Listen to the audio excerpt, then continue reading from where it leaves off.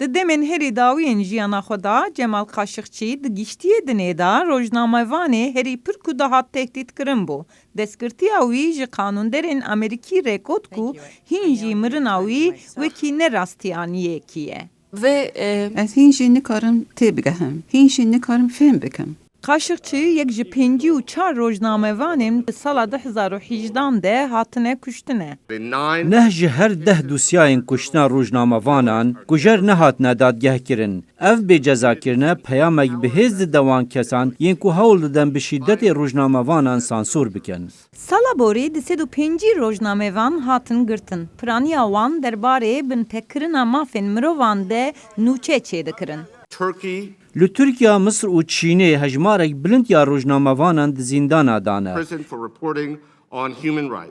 Li gor istihbarata Amerîkî, Prensê Suudî Muhammed Bin Salman fermana kuştina Kaşıkçı daye. Uluslararası Kongre Ez hîvî dikim ku Kongres pêşengiya vekolîneka navneteweyî bike. Bi bawera min nabe ku berjewendiyên navneteweyî bi ser nerxu bahayên bikevin. Hevalbendî bê wateya hindê kesên berpisyar bû vê kuştinkariyê bêne berdestê edaletê. Namên Serok Trump jî dikare vê pêşangatiyê bike.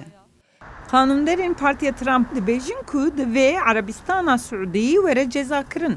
There are people within the Saudi Arabian Di hikûmeta Arabistana Suudî de kes hene pêwîst e bên dadgehkirin. Ez li dijî van kesana karînana toleyên qanûna berpirsyarkirina mafên mirovan ya Magnitski pêşniyaz dikim. their role in this terrible atrocity. Pispor dibêjin ku dema giringiya Amerîkayê ya li ser Arabistana Suudî bê hesibandin dibe ku karanîna toleyan encam bide. Take action with some of the human rights.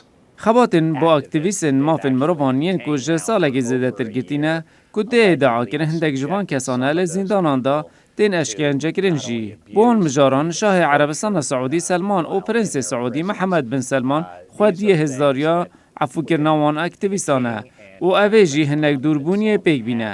Li gor min, bi dazanîna gelê Emerîkî û endamên Kongresê di peywendiyên bi Seûdiyê re hinek guhertin pêk hatiye. Çareserkirinek bi toleyên navneteweyî. Em bûn sedema dakişîna te û dakişîna Cemal û bi vî avayî jî sedema hemû kesên dixwazin azad bibin.